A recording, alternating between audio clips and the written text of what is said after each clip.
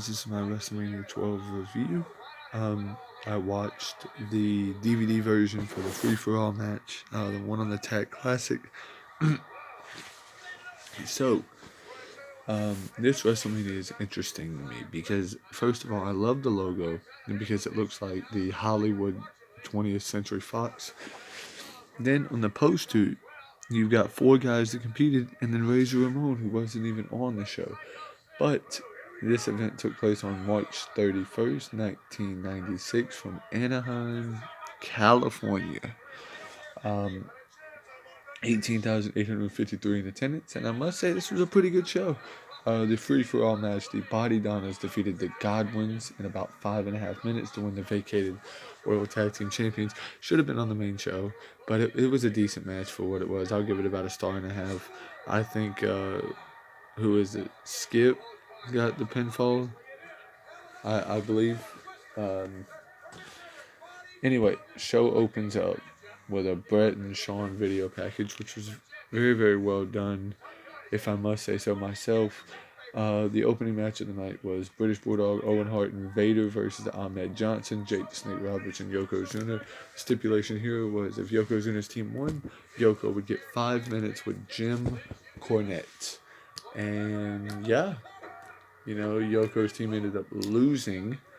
So, British Bulldog, Owen Hart, and Vader. It's sad to see that 4 of the 6 competitors in this opening match have since passed away.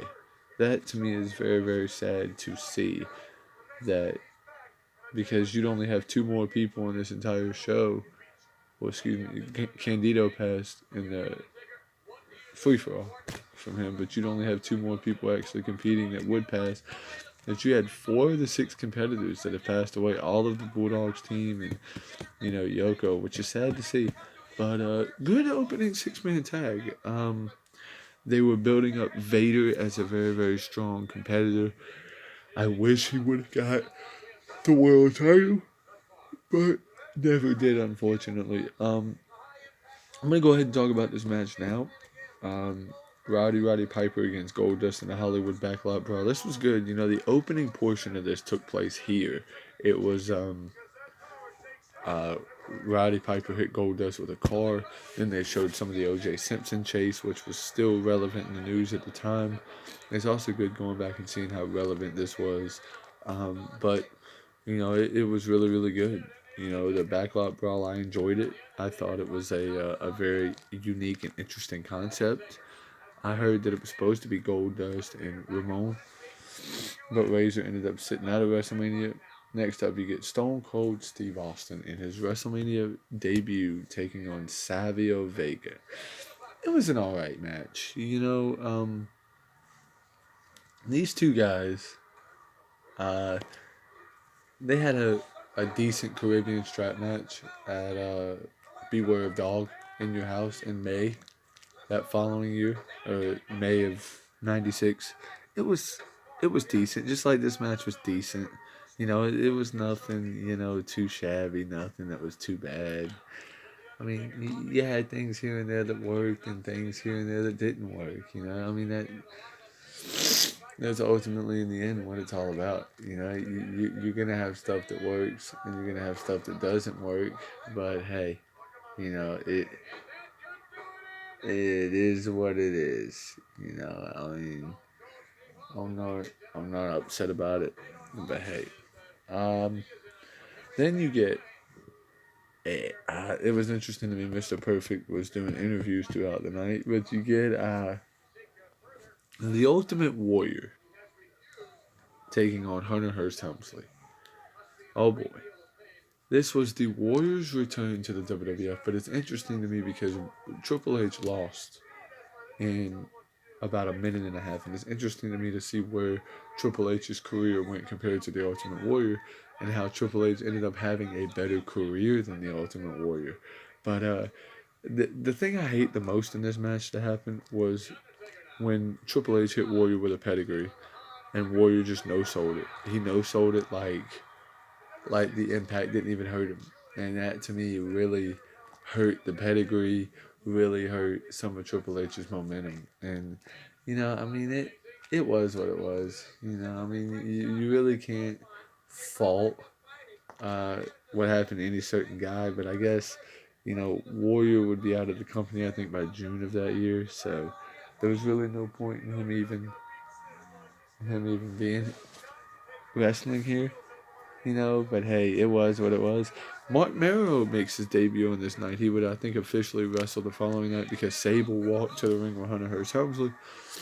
Sable was Mark Merrow's wife, and with him being Mark Merrow's wife, or her being that, of course there was going to be some tension there with Triple H and Mark Merrow, but it was something. I mean, it wasn't anything too bad. They got into a bit of a brawl. Undertaker and Diesel. I talked a little bit about the rivalry at In Your House. I think it was 6 Rage in the Cage when they went up against one another, and it was BRET against Diesel in the cage, and Taker comes through and kind of sucks him into the cage or whatever. This was one of those things that I was telling you guys about that, I was telling you about. This was actually of the first couple of WrestleMania matches that Undertaker had. This to me was the best one. It to me had a good story behind it. Diesel could work good with somebody when he wanted to.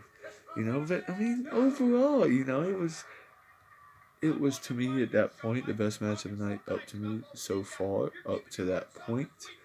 A good big man match. It's better than it was expected. It holds up well over time. Undertaker didn't have many great matches under his belt at this time, and Diesel only had good matches if he was there with a great worker like Hart or Michaels. There was a spot with the main event with Piper grabbing Goldust in the balls. Piper split his legs, gave him a knee to the balls, whatever.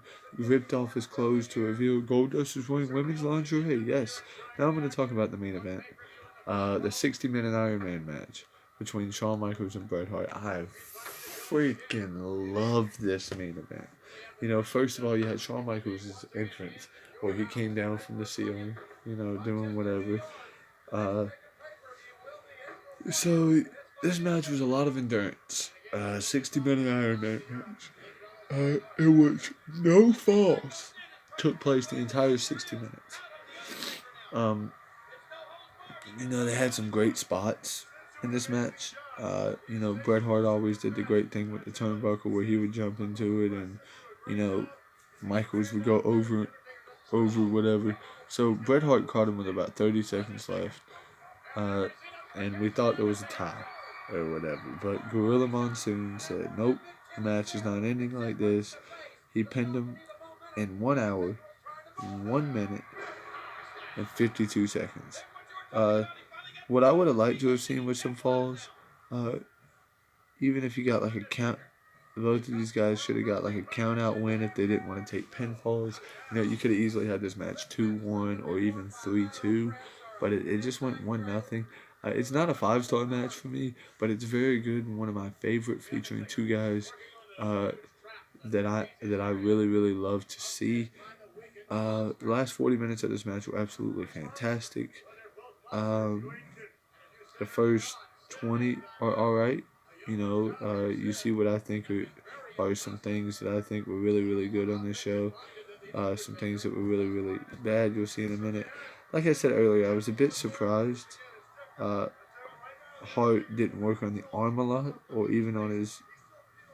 A bit surprised that he ignored the arm injury. Obviously, the animosity was a factor between these two guys. Working stiffer, but overall, not a bad WrestleMania. I think for what happened and what it was and the time, this WrestleMania delivered. And I must say, the review is a little bit short because there's really not much to talk about. This WrestleMania was one of my favorites. You'll see it's a final grade of a B. Yeah, WrestleMania 13 wouldn't be as good. And that was the theme: one good, one bad, one good. Hope you guys enjoyed the review. I know it was kind of short, so it might be easy on the ears. Anyway, guys, hope y'all enjoyed. Your boy Killer Cam is out. Peace.